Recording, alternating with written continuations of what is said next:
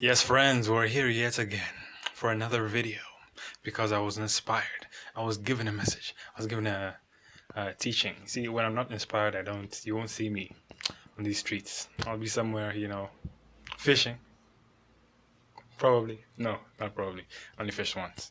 So, what do you do with your life when you're not doing what you're called to do? Are you doing a job? You see, there's a calling and there's a job.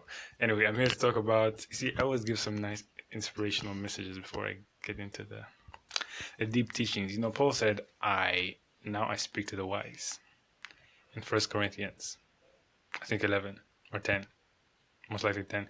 He said, now I speak to the wise. So before that, he was speaking to the every person, to every Christian, even sometimes he'd address non-believers, I think. No, he wouldn't. So he was just speaking to the Christians. No, normal, going about the usual days. Then he would say, okay, now this one, okay? This one isn't for the one who drinks milk, who is a babe. So this is this video, and it's the spirit of religion versus the spirit of divination, which the Greek says the spirit of Python, which basically is that which seeks to get you into the promised land, not by God's means. Okay, so spirit of religion. So in the what's it called? First of all, the verse for the spirit of divination is Acts 16, when Paul went to some town and some oracle, diviner, witch discerned that he was a minister of God. Then she came and said, "These are two true ministers of God, Paul and Silas." Okay, so now what happened after? Okay, so that's the verse. Okay, the spirit of divination, spirit of Python. So now the spirit of religion, on the other hand, is that which seeks to hold someone in a specific place or in the past. You may say one is you can say hyper conservative, hyper liberal. The spirit of God can be conservative, the spirit of God can be liberal, can lead you into a new thing. So, okay, what am I trying to say here?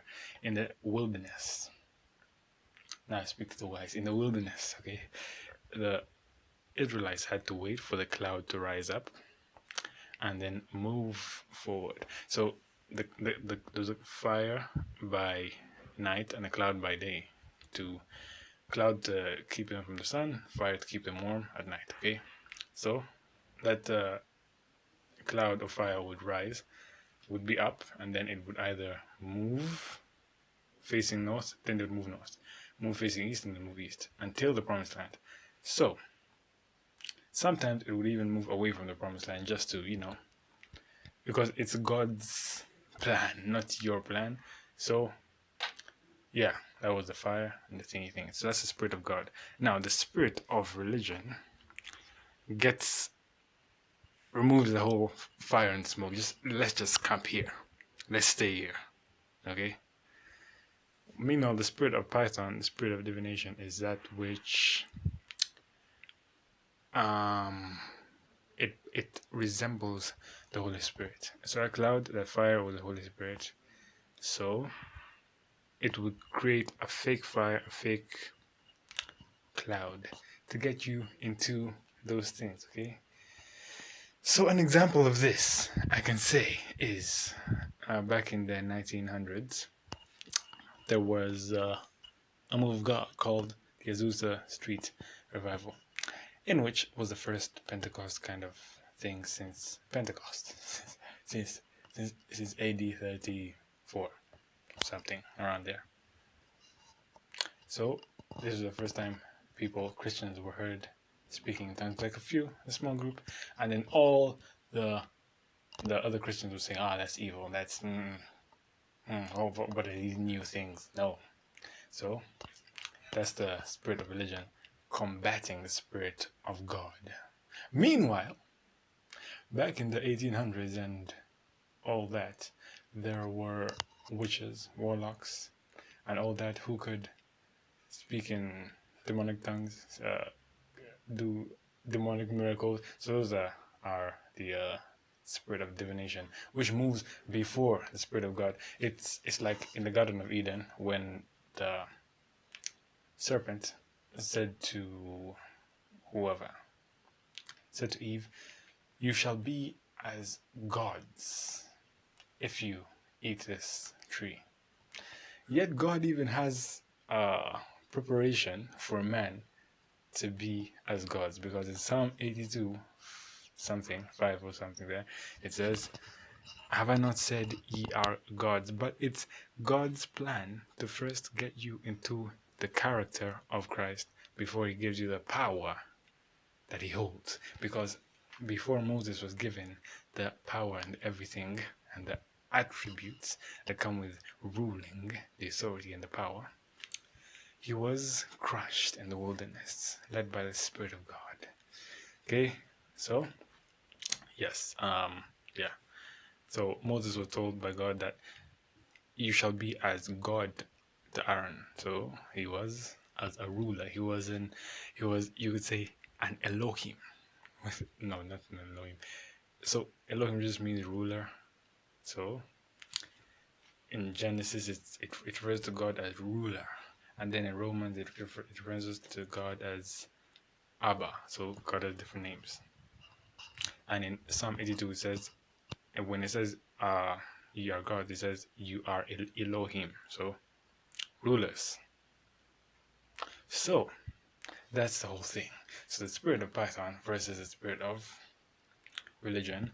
One seeks to hold you back. One seeks to take you forward before God's time, because it's rushing. Because it comes to the person who lusts after the gifts, lusts after money, lusts after power. Moses' power. When Moses came with the stick and turned into a snake, I wonder if the Israelites were like, boy, I don't know, you look just like Janus and Jambres, because one, Janus and Jambres went with the spirit of divination went ahead, and they ate of the fruit of the tree of knowledge of good and evil by the spirit of divination. Meanwhile, Moses was given the power of God, was made like God in God's timing. Those were lusting after all those different things. Moses didn't even want these powers and riches and all these things that came with that. Yeah, so divination, religion, you could say, is I give an example. Azusa Street. So what is God going to do in the 2020s, 2030s? Okay, it's going to move us into that place of being like okay, what can I say? Okay, like Moses, resembling those who moved forward before the time, and being persecuted by those who refused to move forward. And when we move forward, those who are stuck will only be able to move forward by the spirit of divination after, because the spirit of God will be gone. Yet they can still go to heaven, because Jesus said, those who teach against the commands will be called least in the kingdom of heaven. God has a lot of grace, and there's just you'll get him by the slither, like the edge of your teeth if you teach against the commands. Because Saul is an example of this. Saul is a picture of religion. Meanwhile, David was a picture of those who moved by the Spirit of God. So Saul, after the Spirit of God left him, had moved forward, and he refused.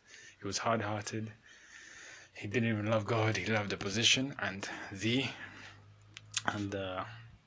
just the position, and he had the fear of man. Saul is a perfect picture of the fear of man, because he asked, "Honor me now before the people." To Samuel, he said, Samuel.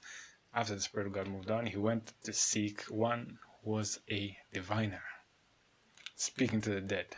Samuel, speaking to Samuel. Now the funny thing is, that person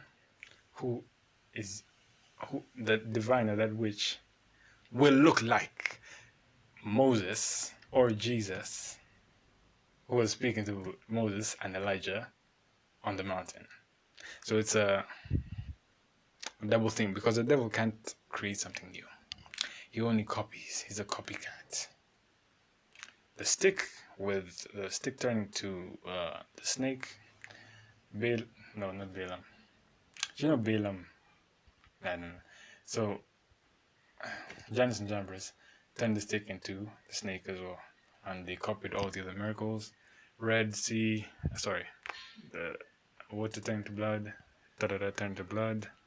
So they could copy until a certain point where it came to, no, I think it was creating lice or something, some kind of small animals. They couldn't do that one. So yeah, there we go. There we go. Get ready. You have to know God. See God like you've never saw Him before, because discernment is going to be needed. True purity of heart is going to be needed. That's all that's needed, actually. Those that are pure of heart will see God moving. If you're seeking money, you'll go with the spirit of divination. If you think money is evil, you'll go with the spirit of religion, because the love of money is the root of all evil.